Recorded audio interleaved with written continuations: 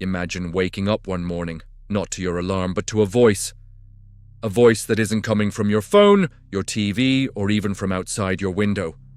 It's a voice that seems to resonate from the very ground beneath your feet, from the air you breathe, from the water in your glass. It's deep, ancient, and it speaks in every language at once, yet you understand it perfectly. The voice says, "Hello, children. It's time we talked." That's right. Earth has just woken up. What would happen next? Initially, absolute chaos. Global markets would crash, religions would face an existential crisis, and every government on the planet would scramble for answers. Is it a trick? A mass hallucination? An alien invasion in disguise? Scientists would be the first on the front lines, trying to decipher the source. They'd check seismic sensors, atmospheric readings, and electromagnetic fields, only to find the voices everywhere. It's not a sound wave traveling through the air, but a direct communication, almost telepathic, resonating with every human mind simultaneously. Once the initial shock subsides, humanity would have to face the unbelievable truth. Our planet is a living, thinking being, and it has a lot to say. The first conversations would probably be like a parent talking to a wayward child. Earth might begin by sharing its memories. It could show us visions of its birth, the fiery chaos of its early years, the slow, patient emergence of life. We'd see the first single-celled organisms, the vast fern forests of the Carboniferous, the reign of the dinosaurs. We'd feel the impact of the asteroid that wiped them out, a scar it still remembers.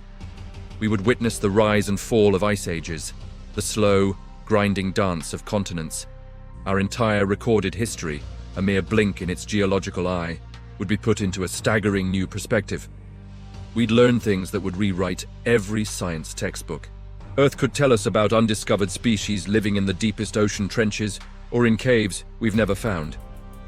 It could explain the precise mechanics of its magnetic field, solve the mysteries of dark matter by telling us how it interacts with the planet, and show us the complex, interwoven network of life. The wood-wide web of fungi as just one tiny thread in a planetary-scale tapestry of consciousness. But it wouldn't all be a wonderful science lesson. Soon, the conversation would turn serious. Earth would talk about the pain. It would describe the feeling of forests being clear-cut, like a part of its lungs being removed. It would articulate the choking sensation of its oceans, filling with plastic. The fever of a rising global temperature. It wouldn't be angry, not in a human sense. It would be more like a body telling the brain that something is terribly wrong. "You are hurting me," it would say, "and in hurting me, you are hurting yourselves." This revelation would split humanity. Some would be overcome with a profound sense of guilt and responsibility. Eco-theists would emerge, worshipping the planet as a literal god, Gaia. They would lead massive movements to heal the planet, planting trees, cleaning oceans, and demanding an immediate end to all harmful industries. They'd listen to the Earth's guidance, asking where to reforest, which areas need to be left alone, how to live in true symbiosis. On the other side, there would be denial and defiance. Corporations and governments invested in the old way of doing things would brand the voice as a threat, a lie, or a force to be controlled. They'd ask, how can we exploit this? Can we use the Earth's knowledge for profit? Can we mine the resources it tells us about? This faction might even try to silence the Earth, perhaps through massive-scale geoengineering projects, or even more destructive means, fearing a loss of power and control. They would argue that humanity's needs come first. The ensuing global debate would be the most important in our species' history. The Earth, now an active participant, could mediate. It wouldn't give us commands. It would be a guide. It might say, if you continue to burn these fossil fuels, this is the future you will create. And then show us vivid, terrifying visions of flooded cities and barren farmlands. It might also show us the alternative. If you harness the power of my sun and wind like this, you can build a world of abundance for all. Our technology would leap forward, guided by Earth's immense wisdom.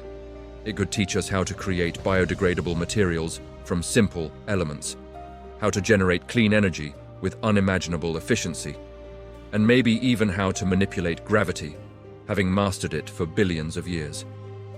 We would transition from being masters of the planet to its students, its partners. But what would Earth ask for in return? Perhaps nothing more than for us to understand that we are not separate from it. We are a part of its complex, evolving consciousness. We are its way of reaching for the stars. The Earth might tell us that it has dreams of its own. It dreams of its life spreading to other worlds. It could guide us in building starships that are not cold, metal boxes, but living, self-sustaining ecosystems. Small pieces of Earth sent out to seed life elsewhere in the cosmos. Humanity would be fundamentally changed. Our art, music, and culture would be infused with a new sense of wonder and connection. We'd no longer feel alone in the universe, because we'd finally realize we are living on, and are part of, a magnificent, intelligent being. The loneliness and existential dread that haunt so many would be replaced by a profound sense of belonging. Of course, the transition would be turbulent. There would be conflict, fear, and resistance. But the voice of the planet would be a constant, patient reminder of the ultimate truth. We are all in this together, on one living, breathing world. The question it poses isn't just about how we treat our planet. It's about what kind of species we want to be. Are we the planet's rebellious teenagers throwing a destructive party? Or are we ready to grow up and become responsible custodians of our incredible talking home? The choice would, and still does, lie with us. Thank you so much for watching. If this thought experiment blew your mind, hit that subscribe button and ring the bell so you don't miss our next journey into the what-ifs. What do you think would be the first thing you'd ask the Earth? Let me know in the comments below. See you next time.